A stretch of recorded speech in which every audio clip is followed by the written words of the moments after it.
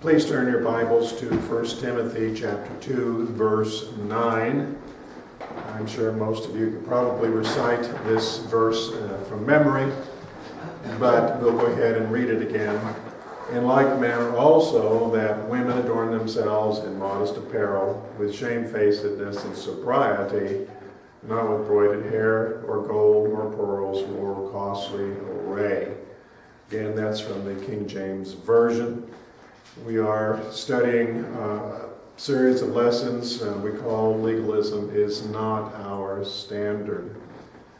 And today we want to look at costly array and some other things.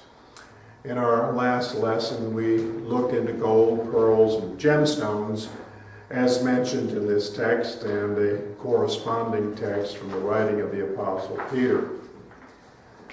Both apostles mentions women hair and costly or fine apparel in connection with gold and pearls as something that either outwardly demonstrates godliness or one's absorption with one's self. You give something away about your orientation and how you dress yourself and how you adorn yourself. Now, wearing jewelry is something totally foreign to the body, and it is something that can be laid aside very easily. But our hair is something that's part of us, and clothing is something essential to modesty. So, why do we have a standard for those things that are just part of us and essential to our modesty?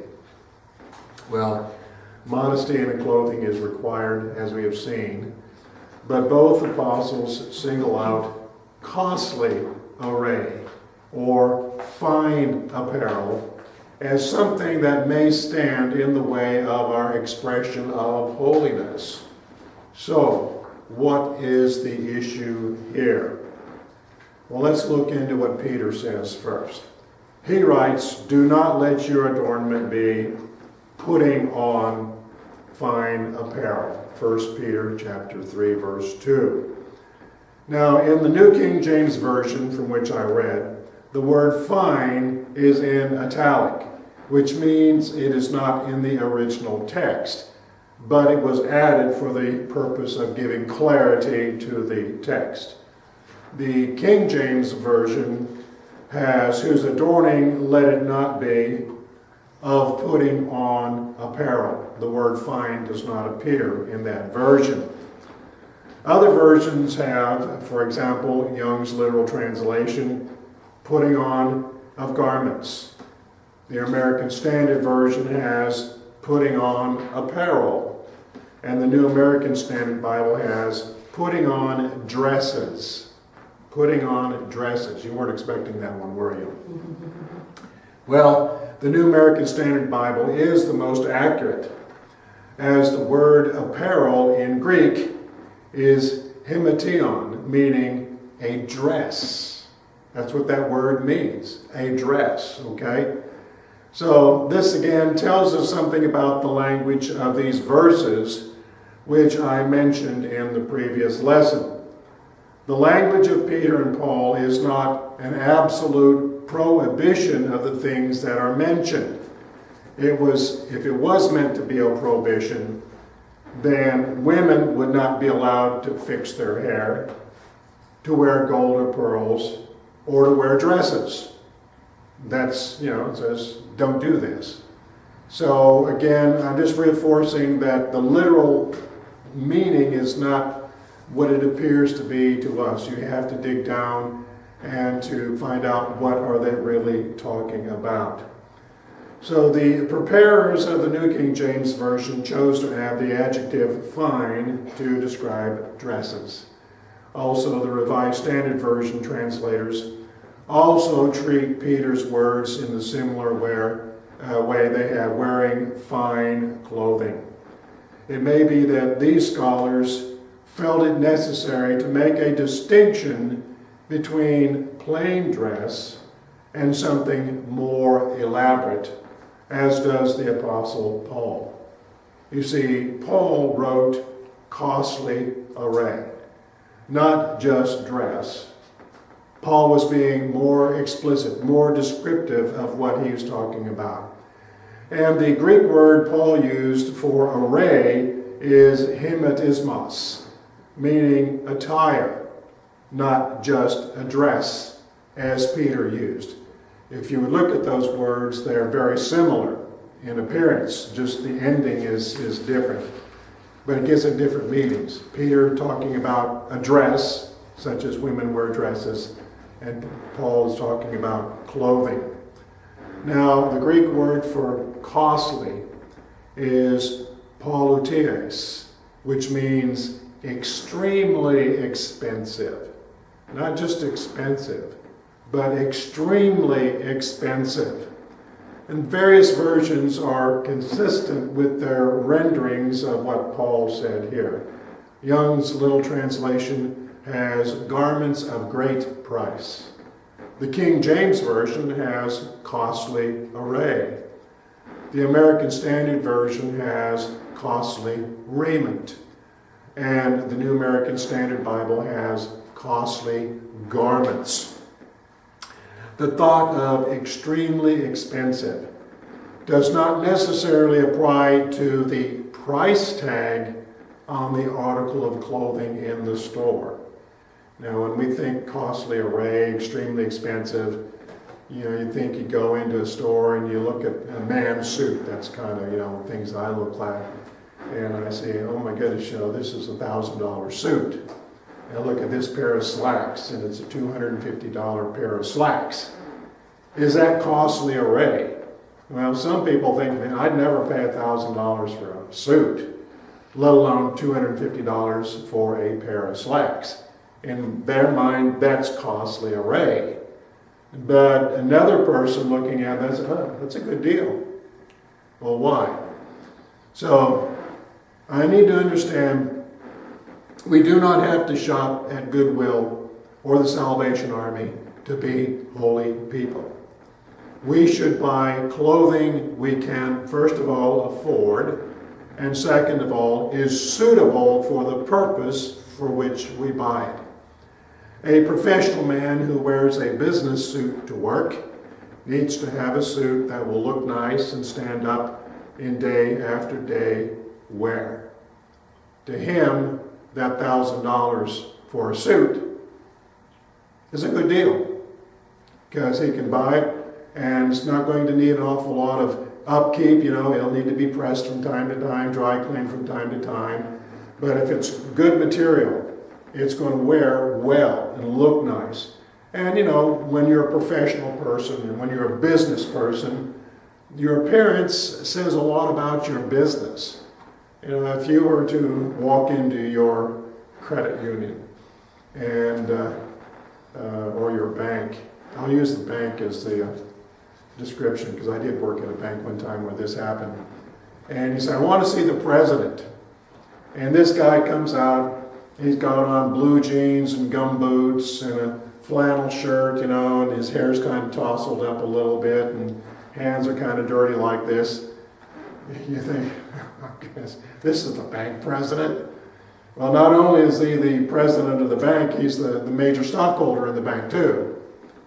But you see, it was an agricultural bank, and the man was a farmer. And it just so happened that, he'd gotten off his tractor and he'd come in to work that day, and that's what he was wearing. But now, you maybe go downtown Lawton and want to see the bank president, you expect to see a man come out wearing a business suit, of nice material. Well, those suits cost money, and they will last a long time. You don't buy a suit for $800 or $1,000 and wear it for a year and then throw it away. You expect to wear it year after year after year. And certainly ministers. I believe it's best thing for ministers to wear a suit, or at least, I'm dressed casually for ministry. I have white slacks and a sports jacket on. But, these garments have to be decent materials, decent cut, in order to last year after year after year. Now, if you're not the pastor, if you're not the businessman, and you want to wear a suit to church, you may just buy a suit that costs $100 or $200 at JCPenney or someplace like that. And I'm not talking down about a suit like that. They have very nice suits that look nice. But it's not made to wear day after day like a business suit. So it serves your purpose just fine. And it'll last you many, many years. The same is true with shoes. I'm just using some examples here. I'm not going to cover every possible garment. A $300 pair of dress shoes. Who here would pay $300 for a pair of men's dress shoes? I would. Brother Larry's shaking his head, saying, Brother Bayless, boy, you're too extravagant. I just can't see doing that. Well, let me tell you something, okay? A $300 pair of dress shoes will last me 30 years. Will last me 30 years. Why? Because I am not hard on shoes. I just am not. I get a lot of wear out of shoes, and they just don't wear out on me. So I get to keep them a long time. So I pay $30 for a pair of dress shoes to last 30 years. Now, $30. $300. Aha, you're listening. Someone else may say, oh, I'm not going to pay that much for shoes. I'm going to spend $25 on a pair of shoes at Payless. That's not Bayless, that's Payless, okay? And I expect them to last me for 1 year. That's, the quality level there. They serve their place like that. They're affordable. But every year you have to go buy a $25 pair of dress shoes to go to church. So I ask you, who is buying costly array here? I spend $300 over 30 years, whereas the other man spends actually $750 over 30 years. So who's spending more money on dress shoes? Me or this good man over here who just buys $25 pairs of shoes? And if he wears them 2 years, that's still paying more than I pay for my shoes over 30 years. The principles of these things, the suit and the shoes like this, apply to any kind of clothing. You see, value is relative to price, quality, use, and duration of the clothing. So what might be costly array to one person, the gentleman who only wears a suit on Sunday, if he go out and pay $1,000 or $1,500 for a suit, now that's probably costly array. That's much more quality, much more money than he needs to pay for that garment when something that costs less and serves his purpose well would cost him. But for someone who that's what they need in order to do the job that they do, that is certainly not costly array. So the biblical principle, and that's what we're after in these lessons, is the principle, is that our apparel must not be ostentatious, but be appropriate for our circumstance in life and not of a nature as to contradict our profession of salvation and holiness. Now let's consider for a moment something that is related to outward adornment, but is not specifically mentioned in our text. And this is the subject of makeup. Okay, conservative holiness churches have this big deal over makeup and telling women and men, I guess men, not to wear makeup. It's worldly and like this. Do you realize there was a time in history when men wore makeup? I mean, they powdered their faces and painted their lips and darkened their eyebrows and things like this, and put little beauty marks on their faces and wore lacy ruffles and things like this. Have you ever seen a period drama from back in those times? surely looked odd. You know, it looks odd for us to see men wearing makeup, doesn't it? But back then, that's what gentlemen did. I'm reading a story by James Fenimore Cooper called The Spy. And it's interesting, this takes place during the Revolutionary War. And he talks about men wearing wigs and powdering the wigs. And women, you know, fixing their hair and powdering their hair. We don't do that nowadays, do we? But back in 1776 or so, was the style of what they did. So why make this big deal about makeup, you know? Makeup consists of various cosmetics applied to the face and other parts of the body to conceal the underlying tissue, giving a false impression of the complexion. Now that's my definition, and that's exactly what it is, right? Now that's not the definition that you'll see in television commercials. You know, you see these, you know, women that are already gorgeously beautiful in the first place, putting this stuff on, trying to convince average-looking women that if they would buy this lipstick or this black stuff, that they will look like them. Ladies, I said in a previous lesson, your mirror is your best friend. Your mirror will not lie to you. If your face looks like a washboard, I don't care what color paint you throw on it, it's still going to look like in fact, it'll look like a painted washboard. Okay. But nevertheless, you know, the cosmetic industry has convinced American women that they have to have all this stuff. Because if they don't, they look homely, they look ugly, they look old.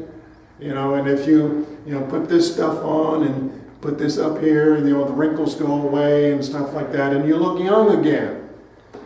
And, you know, if you take this shoe polish and stick it on your hair, you know, you look young.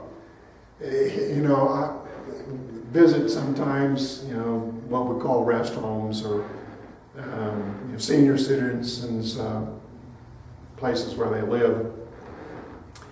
And it just amuses me. Here's this couple.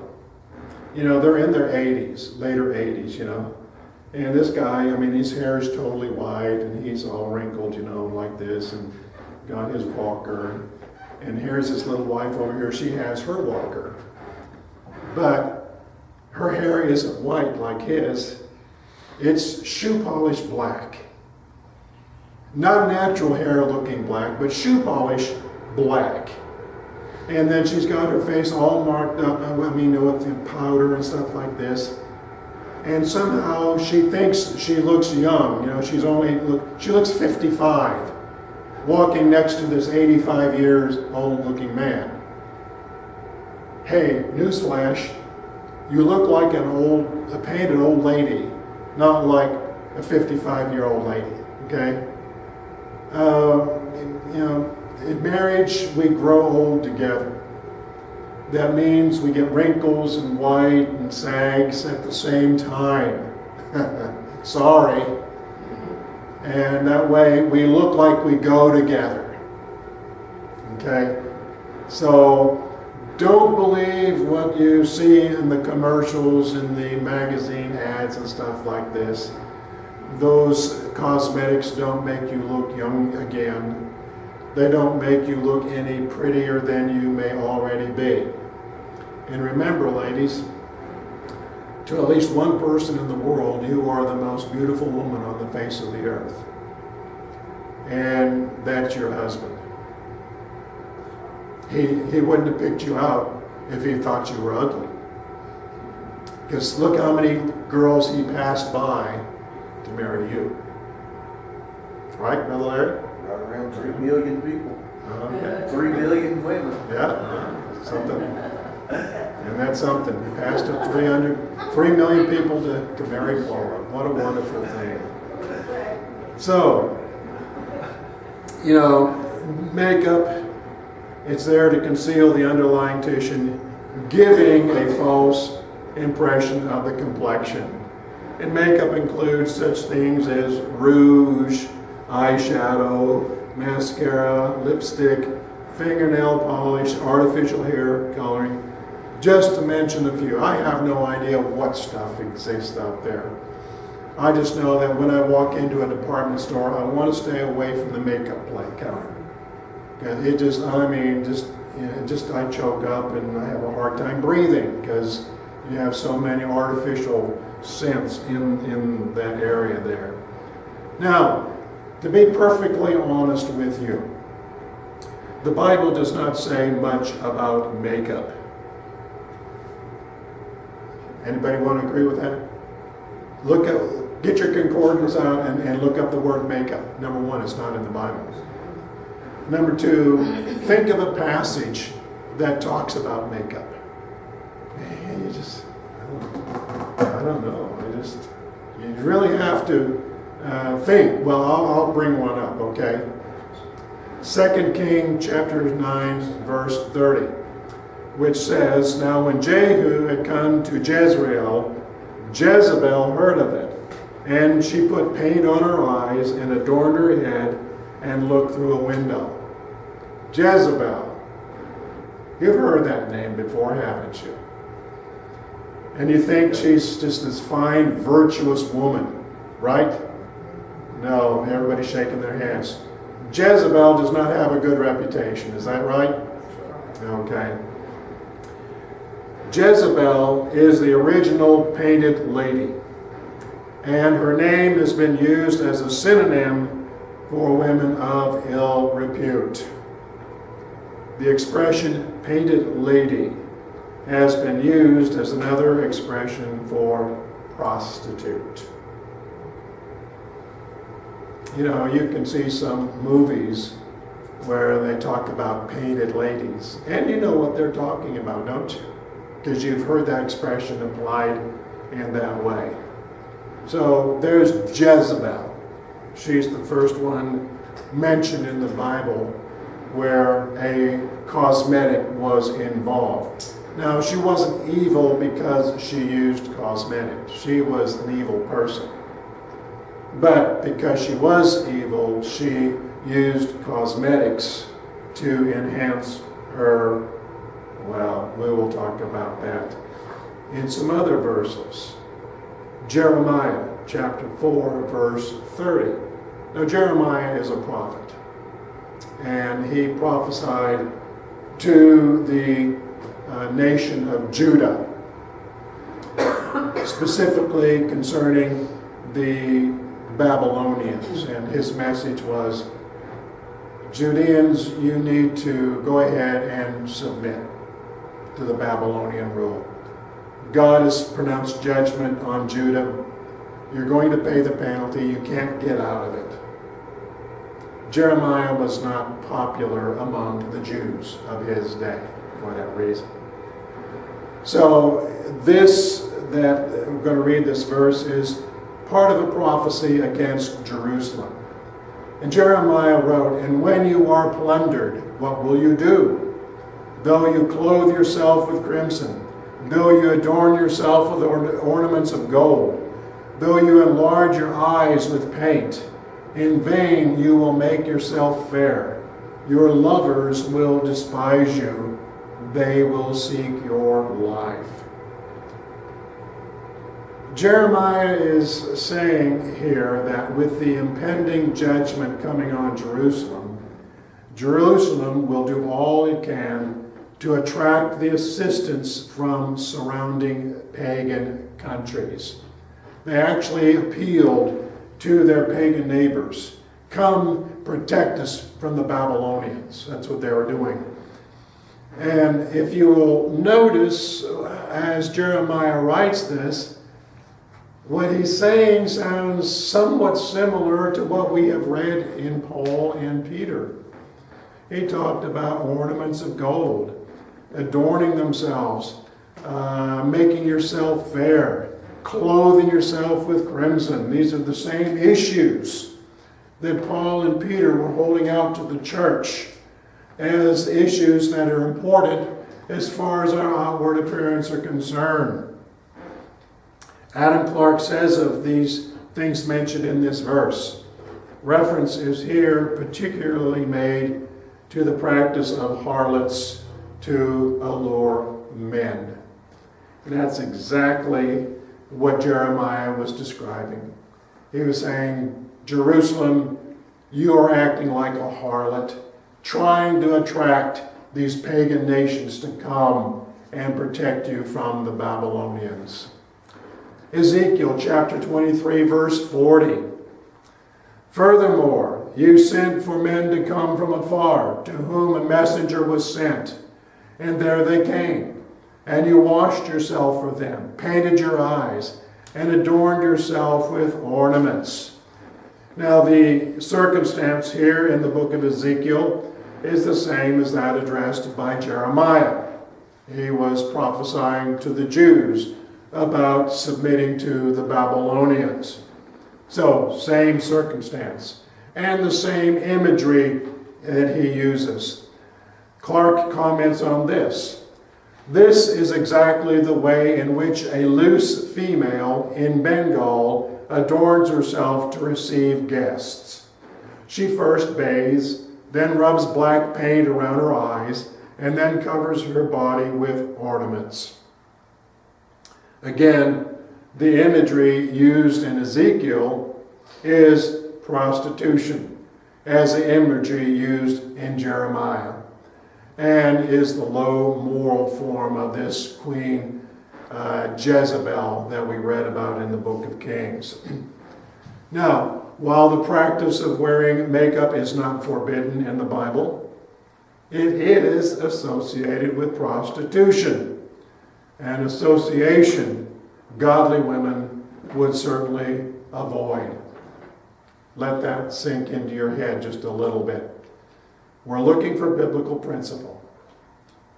There's no prohibition against wearing makeup, but what the Bible points out as what this symbolizes is not something that godly women want to be. And keep in mind, in the writing of Paul and Peter, they contrast these things with godliness, giving you the impression that, well, you're going to either focus on outward adornment or on godliness. Which is more important to you? And your outward person will tell you the answer. Now, an argument could be made that what is described here as far as makeup and prostitution and painted ladies and all that is no longer the case. And that decent women do in fact wear makeup. They do color their hair. They do paint their nails. And they do wear jewelry. In fact, one could find many good Christian women who feel it necessary to fix themselves up to go to church, fix themselves up to go to work, to fix themselves to go out in public in general. They do.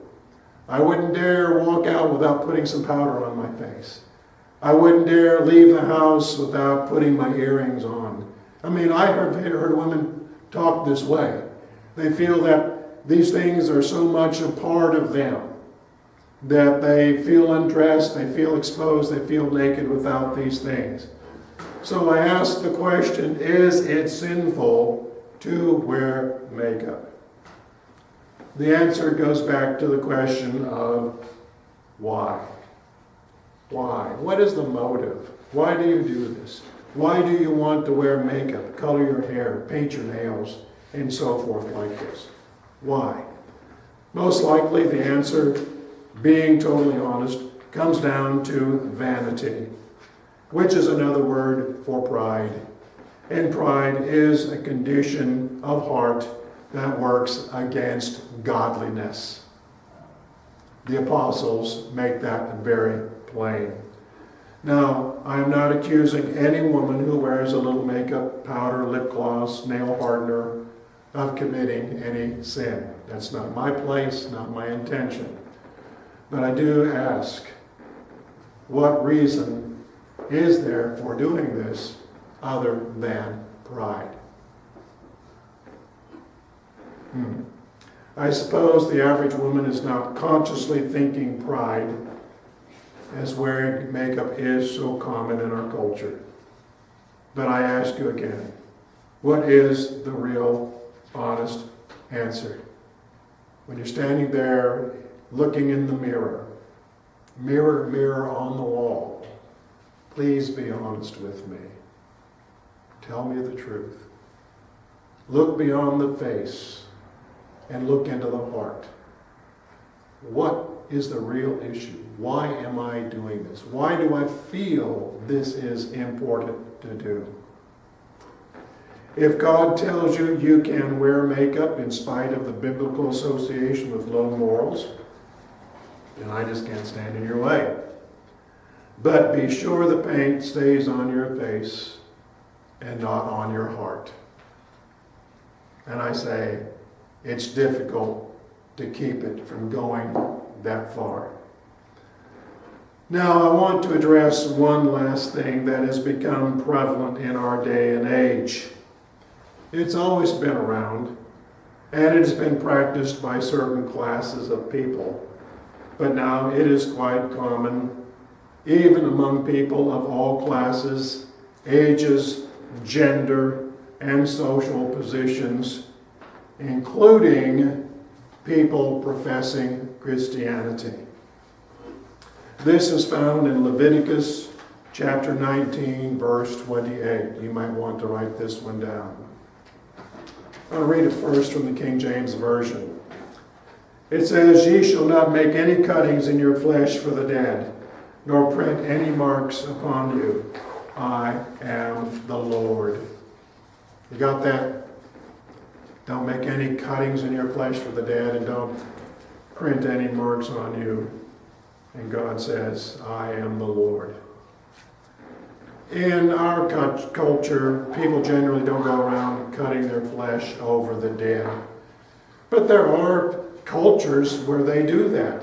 They, slash themselves, whip themselves, and things like this. Some of the more primitive, less refined cultures in perhaps South America, Central America, the Caribbean islands, Africa, Southeast Asia, they do things like this, mourning their dead, flagellating themselves. Generally, Americans don't do that. Now, I'd like to read this verse from the New King James Version, because it sheds some light that maybe the Elizabethan language does not give us. It says, "You shall not make any cuttings in your flesh for the dead, nor tattoo any marks on you. I am the Lord." There's that word, tattoo. Now, something we need to understand about biblical language. Who said this, first of all?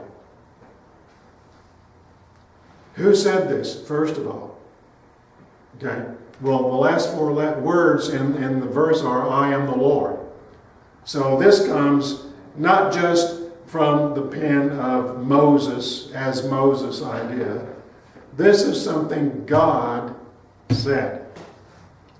Don't make cuts on your body for the dead, and don't tattoo yourself. This, believe it or not, is something God does not take lightly. Now, I said it used to be that just only certain classes of people would tattoo themselves. And nowadays, it just, everybody's got a tattoo, it seems like.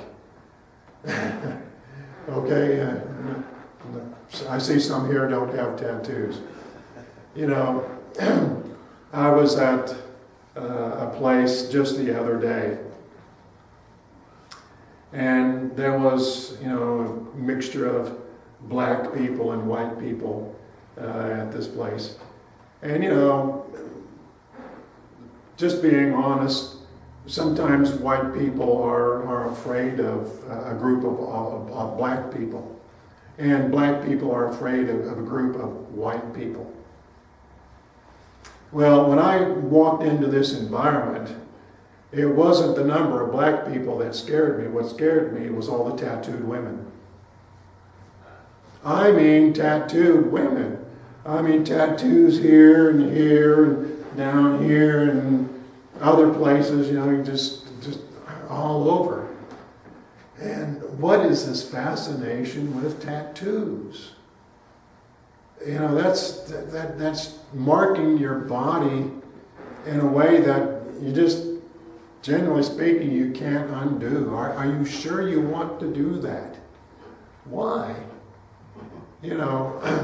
My grandfather, he was a farmer all of his life, and he had a tattoo of an eagle on his bicep up there. And, over the years, it kind of, faded and blurred out, stuff like that, and, it didn't look really too nice. And, he always wore long sleeve shirts when he worked. In fact, I never saw my grandfather wearing short sleeve shirts. Why wear a tattoo if you're not going to show it off, first of all? But boy, I tell you, then you'd see, sailors. If sailors were the guys that always had the tattoos, the anchor and the ship across the chest and stuff like this, and the girlfriend, Gladys, tattooed on his arm like that. You just kind of expected sailors to be that way, They have nothing better to do with their life. But nowadays, just college professors, doctors, banking executives, construction workers, firemen, policemen, everybody's got tattoos. Why? I don't know. Well, Adam Clark tells us about printing marks on the body. It was a very ancient and very general custom to carry marks on the body in honor of the object of their worship. All the caste of the Hindus bear on their foreheads or elsewhere what are called the sectarian marks, which distinguish them not only in a civil but also in a religious point of view from each other. Most of the barbarous nations lately discovered have their faces, arms, breasts, and so forth curiously carved or tattooed, probably for superstitious purposes. Ancient writers abound with accounts of marks made on the face, arms, etc., in honor of different idols. Now, somebody might argue that his tattoos are religious. He's got a crucifix tattooed on his arm or something like this. Well, Adam Clark has seen this as well. He says, I have seen several cases where persons have got the figure of the cross, the Virgin Mary, etc., made on their arms, breast, and etc. The skin being first punctured and then a blue coloring matter rubbed in, which is never afterward effaced. All these were done for superstitious purposes, and to such things probably the prohibition in this verse refers. So, some precious soul may say, I have tattoos. Does this mean I'm going to go to hell? First, in salvation, there is the forgiveness of any and all sins. I urge you, be sure you truly have repented and placed your faith in the Lord Jesus Christ. God said, don't do it. You did it. God also said, don't lie. You probably lied. God said, don't steal. You probably have stolen something in your lifetime. On and on and on. I could go on. Does God forgive you? Yes, God does. And if you've tattooed yourself, that's something certainly I believe God can and will forgive. Now, tattoos in our modern times can be removed. But in most cases, it is a process that leaves scars. So instead of having a tattoo of an anchor on your arm, you've got a scar of an anchor on your arm. But at least you have a clear conscience of having removed the tattoo. And I understand that the process is somewhat painful, perhaps more painful than the process of getting the tattoo in the first place. How many young people have gone down to a tattoo parlor and gotten a tattoo, and then as soon as they paid for it and walked out, they regret what they had done?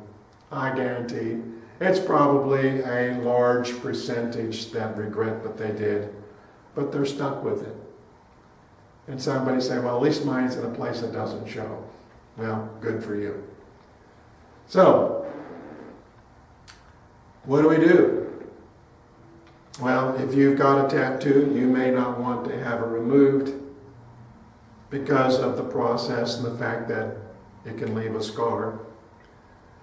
But you might want to reconsider that if your tattoo is indecent or it says something like, I love the devil. Now, there are people that have gone out and they've got naked women tattooed all over their bodies, and they've got nasty sayings and things like that, because, most of the time I think people get a tattoo because they're rebelling. And I'm just going to show how rebellious I really am. That's the kind of an attitude. I'm not saying that's every motivation. And so they'll get something just nasty and rebellious. And, well, I tell you what, how would you feel if you had, I hate God, I love the devil tattooed on your arm, and then you get saved? What am I going to do with this? Well, you're going to go around your life with, I hate God, I love the devil tattooed on your arm. What are people going to think? Maybe you might want to have it removed. Or if one has something like a naked woman on his arm, a tattoo artist can put a dress on that naked woman, fix her up a little bit. But be aware, tattoos that are covered over usually look worse than the original. I have seen that. I've seen a person that had a tattoo and for some reason decided to cover it over. And the tattoo that they put on top of it, it looks 10 times worse than the one that person had on originally. I think, boy, you made the wrong decision when you did that, whatever your motive was. Maybe you had a good motive behind trying to do that, but it's a wrong thing to do. So, in bringing up tattoos, we are to be aware of the biblical principle and not get a tattoo. All right? So, don't go out and get a tattoo because God said, do not do it. I am the Lord. If one has a tattoo or tattoos, that is something that's done in the past, and God can lead you as to what He wants you to do about it, if anything. I just have to leave that in the hands of God. You need to pray about it. So, costly clothing, makeup, tattoos, these are things taken so much for granted in our times that mentioning them seems so trivial. Nevertheless, these are things for which there are biblical principles that serious and conscientious people must take into account. It is a simple thing for denominations, churches, to make lists of these things and make rules prohibiting their people from wearing them, but that can lead to legalism. If you don't teach the underlying principles, you just make a law. And people follow those things because that's what you've said to do. And they don't see it as an obedience to God or upholding the principles that exemplify godliness in their lives. And you need to have that awareness about it. The question for each of us is, are we listening to the Holy Spirit and allowing Him to apply these principles in our own lives?